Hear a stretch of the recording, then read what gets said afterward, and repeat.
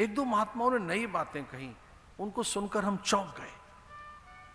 उत्तरकाशी में एक जगह उजैली, सायंकाल में रोज भ्रमण करने जाता था।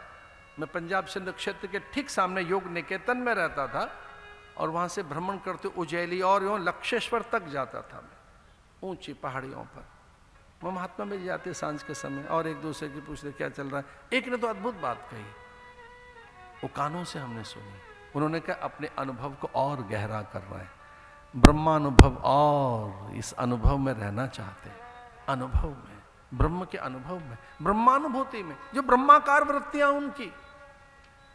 और इन संसारियों से पूछो, सामान्य व्यक्तियों से, और क्या चल रहा है, तो उनके मुंह से थोड़ा मंदा चल रहा है, थोड़ा ठीक नहीं चल रहा है, कुछ ऐसा चल रहा है। वो समझते हैं बिजनेस की बात पूछ रहे हैं। कईयों से पूछो और क्या हाल चाल है, आधे से ज्यादा कहते हैं बीमार चल रहे हैं, दवाई चल रही है, चल रहे हैं, और घर में आए ठीक है।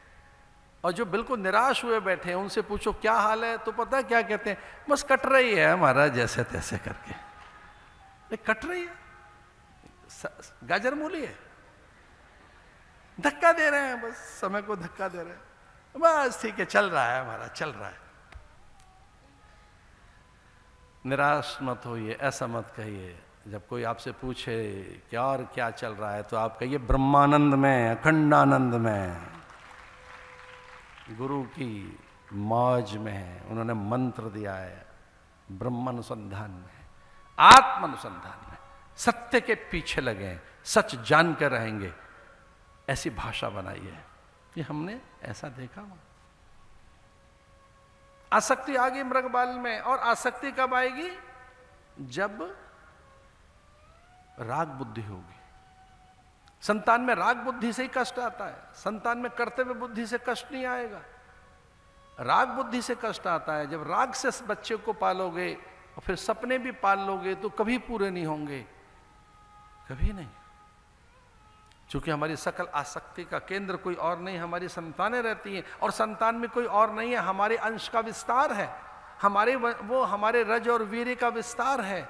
संतान कुछ और नहीं है, हमारा ही प्रतिरूप है, हमारी प्रतिछाया है, हमारे अनुरूप समरूप है, वो हमारा ही तो अंश है। हमारी संतानें कुछ नहीं है, हम में से निकले हमारा ही अंश है, इसलिए आसक्ति स्वाभाविक है, संतानों में आसक्ति रहती है। भगवान राम के पिता दशरथ तो मर गए अपने बेटे के मोह में। राम राम कहे, राम कहे, राम राम राम राम कह रहे हैं, कहे राम तनु परिहर रघुवीर विरह। भगवान के विरह में प्राण चले गए। विरह का तर आजुहाव, विरह में भटक रहे, मुनि मानतोस्मि। कौन? कृष्ण द्वैपायन, महर्षि वेदव्यास। पुत्र सन्यासी बन गया, उसके पीछे पीछे पीछे भाग रहे हैं, पुत्र के पीछे पीछे पीछे भाग रहे हैं। पुत्र साधु बन गया है, रो रहे हैं, बिलख रहे हैं, अरे पुत्र रुक, ठहर, तू साधु मत बन। तू साधु बनेगा तो सांसारिक सुख भोग नहीं पाएगा, संसार के रस ले नहीं पाएगा, सुंदर आभूषण पहन नहीं पाएगा, महंगे वाहन में बैठ नहीं पाएगा, राज मुकुट से दूर रहेगा, ऐसा न कर, ऐसा न कर, पीछे पीछे पीछे पीछे भाग रहा है। सुखदेव मुनि संन्यास्त हो चुका उनका। सुखदेव मुनि जन्मजात सन्यासी थे, और जब निकल कर जा रहे थे तो उन्हें ध्यान ही नहीं था, आनंद में संपूर्ण ब्रह्मांड, और वो एक, कोई दूसरा नहीं। जल थल अंबर अग्नि वनस्पति पादप पशु नर नारी, कोई देह कोई गेह का ज्ञान नहीं, कोई दूजा भी है ये भान नहीं, कोई दूसरा भी हो सकता है, अपने से अलग कुछ और भी हो सकता है, इसका ज्ञान नहीं। निकलते जा रहे हैं, अप्सराओं को भनक लगी, अप्सराएं आह्लादित हो गईं, अप्सराएं स्नान कर रही थीं और वो भागी कि देखो कौन आया है, आनंद आह्लाद, कोई रस, ब्रह्म रस धरती पर प्रकट हो गया है। अप्सराएं निकल कर आई और सुखदेव मुनि को देखती रही अपलक। और जैसे सुखदेव मुनि उनके सामने से निकले तो अप्सराएं जहाँ से सुखदेव मुनि जा रहे थे उनकी धूल लेकर अपने अंगों में लगाने लगी कि ये ब्रह्मज्ञानी निकल कर गया है यहाँ से। धूल धूसरित होने लगी, उस धूली को, उस माटी को अपने माथे से और अंगों में लगाने लगी। इस ब्रह्मज्ञानी की ये रजकणिकाएं हमारे शरीर को छुएंगी तो हमें समाधि बोध होगा, हमको भी ज्ञान हो जाएगा, हम भी तन पिंजर से अलग हो जाएंगे।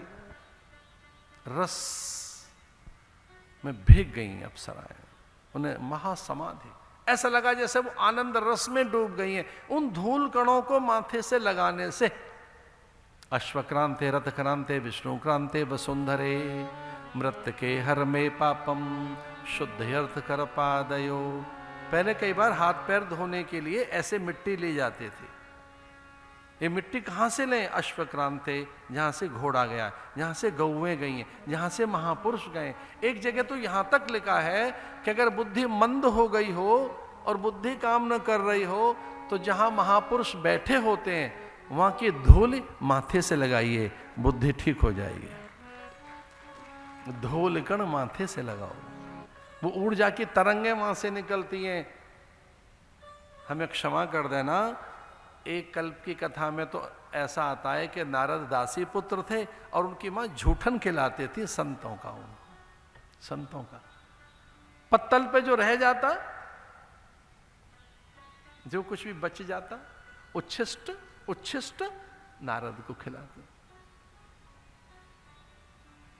नारद ने एक दो बार कहा बचपन में, मां मुझे क्या झूठा खिलाती है, इतना तो रखा है। अच्छा, बोली ना ना ना, इस उच्छिष्ट से ही तेरी बुद्धि में प्रखरता, तेजस्विता आएगी।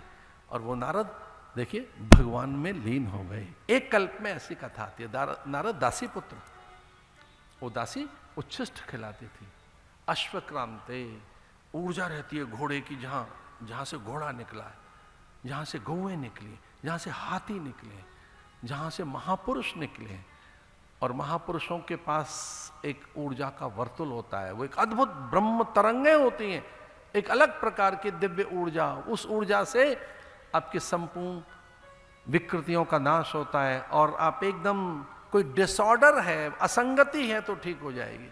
विशेषकर मेंटल डिसऑर्डर, जो मानसिक विकृतियां हैं, वो संतों की धूल से, ऐसा बताया है कई जगह, गऊ से, महापुरुषों के पास बैठने से, कदली वृक्ष छूने से, ऐसा बताया वट के पास जाने से, वट माने ये बरगद का पेड़, पीपल को छूने से, तुलसी का स्पर्श करने से, बिल्वपत्र, विजया, धतूर और शमी का स्पर्श करने से अवसाद ठीक होता है।